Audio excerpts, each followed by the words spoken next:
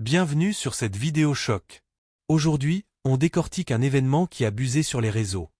L'équipe nationale algérienne à Rabat refuse catégoriquement les dates et le lait offert lors de l'accueil. Pas un caprice, mais une stratégie bien rodée. On va explorer les raisons profondes, entre souveraineté, sécurité et fierté nationale. Abonnez-vous, likez et activez la cloche pour ne rien rater. Allons-y. Imaginez la scène. La délégation algérienne débarque à son hôtel au Maroc pour une compétition continentale. Traditionnellement, on offre des dates et du lait en signe d'hospitalité. Mais surprise totale, ni le coach Vladimir Petković, ni les joueurs, ni le staff ne touchent à quoi que ce soit. Cette image virale n'est pas un oubli ou une simple politesse ratée. Non, c'est le reflet d'une politique nationale affirmée, axée sur l'indépendance totale et un management ultra-professionnel. L'Algérie aborde ses déplacements comme une opération militaire, pas question de dépendre de l'hôte. L'équipe arrive en force, avec son propre arsenal logistique. Pourquoi? Pour éviter tout risque imprévu. Ce refus symbolise une doctrine claire, souveraineté avant tout. L'État algérien, sous la présidence d'Abdelmadjid Tebboune, a remis le pays sur la carte mondiale. Avec une superficie immense de plus de 2 millions de kilomètres carrés, c'est une puissance économique et militaire en Afrique. Pas besoin d'attendre des faveurs, on gère tout en interne. Concrètement, la Fédération algérienne de football, FAF, en lien avec les autorités, a instauré un protocole strict. Santé, nutrition, sécurité, rien n'est laissé au hasard.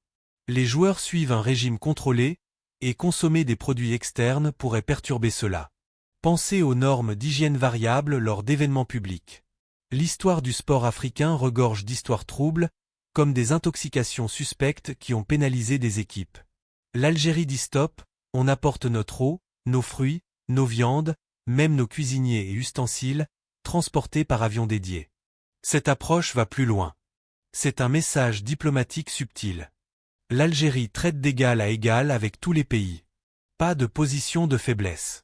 La délégation, forte de plus de 50 personnes, a loué l'hôtel entier avec ses propres fonds, refusant toute aide qui pourrait sembler une dette. Des inspections préalables ont écarté les sites inadaptés, transformant le lieu en forteresse algérienne. Chef algérien au fourneau, ingrédients frais d'Algérie, tout pour maximiser la concentration et les performances. Les observateurs mondiaux saluent ce virage. L'Algérie ne participe plus, elle impose son style. Cela agace certains, qui espéraient des photos propagandistes de joueurs savourant leurs produits. Au lieu de ça, un mur de discipline. Le peuple algérien applaudit, c'est une riposte aux manipulations passées. Avec des réserves de devises à plus de 70 milliards de dollars et une croissance dynamique, le pays peut se permettre cette autonomie. Petković et ses hommes disent « On vient gagner sur le terrain, sans dépendre de quiconque ». Plongeons dans l'aspect économique. L'Algérie excelle dans la production de dattes, avec plus de 1,2 million de tonnes annuelles. La variété de Glénour est une star mondiale, exportée dans plus de 70 pays. C'est la reine des dattes, synonyme de qualité premium. Pourquoi accepter des produits locaux quand on a un stock stratégique qui inonde les marchés internationaux? Ce refus n'est pas du mépris, mais une priorisation technique. Sécurité des athlètes avant tout, surtout face aux doutes sur l'hygiène. Cette fierté s'ancre dans une renaissance nationale. L'Algérie investit massivement dans le sport, le voyant comme un vecteur de soft power. Budgets énormes pour sécuriser les voyages, de l'eau minérale à la farine, tout vient du pays. C'est une logistique capable de déployer des bases sportives partout. Le message? Notre souveraineté s'étend du terrain à la table.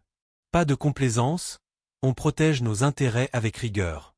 Historiquement, le football africain a connu des sabotages. Intoxication, pression psychologique.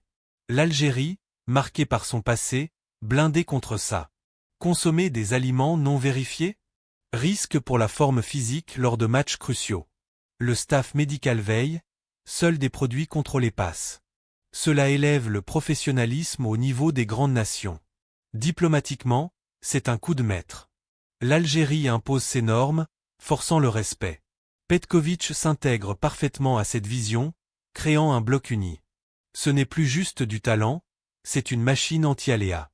L'opinion publique adore, c'est un hommage aux martyrs de l'indépendance, 1,5 million de vies pour la liberté.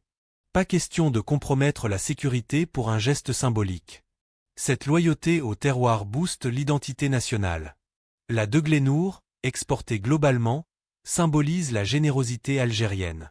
On nourrit nos champions avec nos ressources, prouvant qu'on brille seul, dans la transparence. Ce n'est pas de l'arrogance, mais une indépendance logistique. Infrastructure, transport, expertise pour des missions autonomes partout. Au-delà de la nutrition, une couche sécuritaire. Prévenir tout sabotage, physique ou moral. L'Algérie, c'est les coulisses sombres du sport continental. En contrôlant tout, de l'eau au sommeil, on assure que seul le jeu décide. C'est la marque des puissances sportives, attention aux détails pour la souveraineté.